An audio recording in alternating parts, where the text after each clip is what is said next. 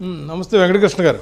నాగభూషణం గారు, ఏంటి ఈ ఆర్డర్ వచ్చిన తర్వాత కూటమి ప్రభుత్వంలో భాగస్వామిగా కానీ, లేకపోతే కేంద్రంలో ప్రధాన పార్టీగా కానీ, లేదా బీజేపీ పార్టీగా కానీ, రాష్ట్ర పార్టీగా కానీ ఈ ఆర్డర్ని మీరు స్వాగతిస్తున్నామంటారు. మీరు కూడా నాకు తెలుసు అందరూ స్వాగతిస్తారు, ఎందుకు వ్యతిరేకిస్తారు? ఎవరు వ్యతిరేకించరు. కానీ దీని యొక్క రిజల్ట్ ఎలా ఉండే అవకాశం ఉంది సార్? ఇందులో ఏమి లేదు సార్. ఇందాక నాకు ఆ ప్రెస్ మీట్ చూస్తే నవ్వు వస్తుంది జగన్మోహన్ రెడ్డికి. ఎందుకంటే 5 సంవత్సరాల ప్రెస్ మీట్లు మర్చిపోయాడు. మనం ఏ సబ్జెక్టు గురించి మనం ప్రెస్ మీట్ పెట్టామా, ఎవరి గురించి మాట్లాడుతున్నాం అనేది ఆయన పూర్తిగా మర్చిపోయి లడ్డు గురించి కాకుండా మిగతాదంతా మాట్లాడాడు ఆయన. ఈ 100 రోజుల్లో ఫెయిల్ అయిపోయింది గవర్నమెంట్, వ్యతిరేకత వచ్చేసింది, మీరందరూ సైనికుల్లా విభ్రందించండి, నేను మిమ్మల్ని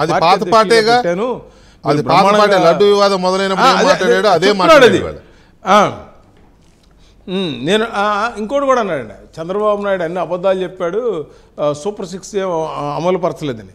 నేను అడుగుతున్నా, ఈయనకి బెంగళూరులో ఉండి ఆంధ్రప్రదేశ్లో పేపర్లు చదవడం మానేసినట్టున్నాడు. ఆ సాక్షి ఒకటే చదువుతాడు, అందులో మిగతా జ్యోతి కానీ ఈనాడు కానీ ఏవి నీ చూడ కాబట్టి తెలియదు ఏం జరుగుతుంది అనేది. ఇప్పుడు నేను స్ట్రైట్ క్వశ్చన్ ఒకటి అడుగుతున్నాను సార్. 4,000 రూపాయలు పెన్షన్ ఇస్తుంటే ఆయన కనపడలేదు, అది ఏం ఫెయిల్ అయిందండి? ఆయన ఫెయిల్ అయిందని చెప్తున్నాడు. మన అట్లాగే ఇప్పటికే 100 అన్న క్యాంటీన్లు వచ్చి మూసేశారు, మళ్ళీ ఈయన తెరిపించారు కదా, అది కనపడతలేదు దీనికి. అబద్ధాలు చెప్పారంటాడు, ఫెయిల్ అయిందంటాడు. అట్లాగే ల్యాండ్ లైటింగ్ యాక్టు ఆయన మొత్తం రాష్ట్రం మొత్తం కబ్జా చేద్దాం అనుకున్నాడు, అది రద్దు చేశారు, అది కనపడలే ఆయనకి. నరేంద్ర మోడీ గారు 15,000 కోట్ల రూపాయలు రాజధానికి ఇస్తే కనీసం దాని మీద రాష్ట్రానికి వచ్చిందని అప్రిషియేషన్ కూడా ఇవ్వలేదండి.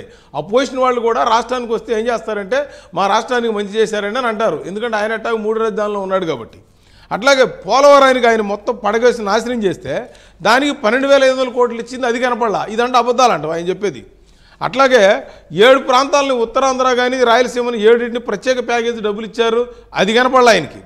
అట్లాగే రైల్వే జోన్కి 5 సంవత్సరాలు శంకుస్థాపన చేయకుండా ల్యాండ్ ఇవ్వకుండా పెడితే 52 ఎకరాలు ఇస్తే దానికి రెడీగా మన రామ్మోహన్ నాయుడు గారు రెడీ చేశారు. అది జగన్ రెడ్డికి టీవీ ద్వారా నేను చెప్తున్నాను, వైసీపీ నాయకులు మీరు తెలుసుకోండి, ఇప్పటికైనా ఏ విధంగా మిమ్మల్ని మభ్యపెడుతున్నాడు. పంచాయతీలకు 12,000 కోట్ల రూపాయలు మీరు తీసుకుంటే 5 సంవత్సరాల్లో ఆటిని దరిదాపుగా 1,452 కోట్లు పవన్ కళ్యాణ్ గారు మళ్ళీ రీఎంబర్స్ చేశారు, అది మర్చిపోయారు. ఇది ధాన్యం బకాయిలు 1,674 కోట్ల రూపాయలు రాగానే విడుదల చేశారు రైతులకి, ఇది కనపడతలేదు ఆయనకి. అంటే ఏం ఫెయిల్ అయిందండి ఆయన మాట్లాడతాం?